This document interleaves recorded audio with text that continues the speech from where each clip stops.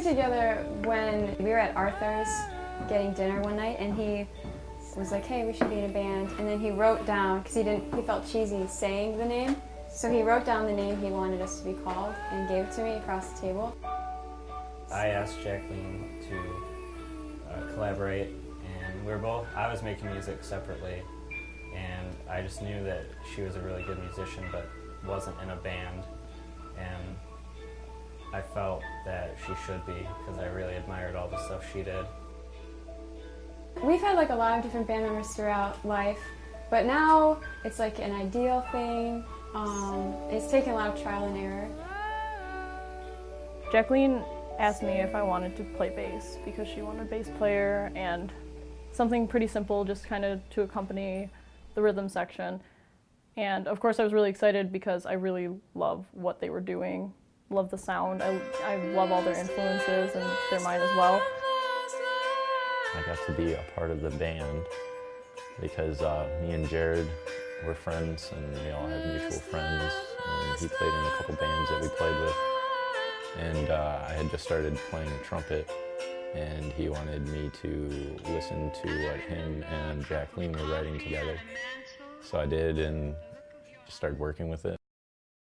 The first song I wrote for the band was called Solitudal Attitude, and I wrote it in my car on a lunch break. I worked at Zerbo's health food store, and I had an auto harp in my car, and then just started playing. Jacqueline and I split writing the song Solitudal Attitude that was on our first album. I wrote all the music and then she wrote all the words. And that was what felt like the first real song because it was like a real collaboration between both of us.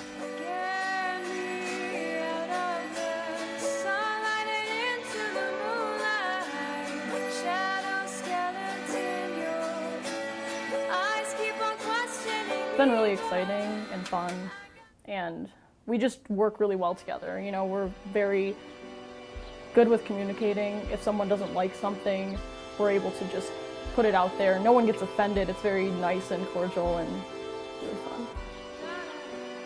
My whole function is supposed to be kind of to kind of harmonize with Jacqueline.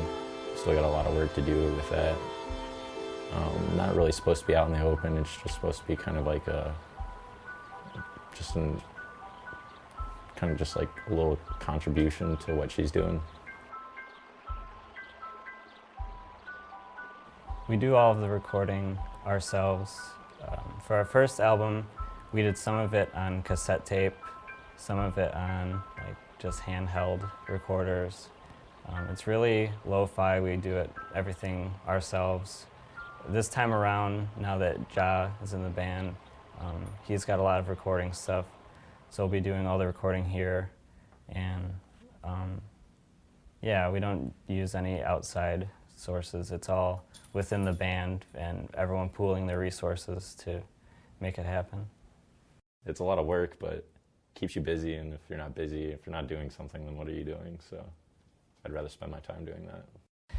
I came up with the name World's Biggest Roller Coaster, I think subconsciously reading a t-shirt that said something similar for Paragon Park, which was an old amusement park. It said World's Largest Roller Coaster.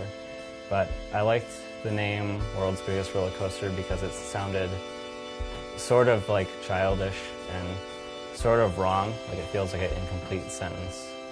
And I wanted something innocent, but I also wanted something that felt old.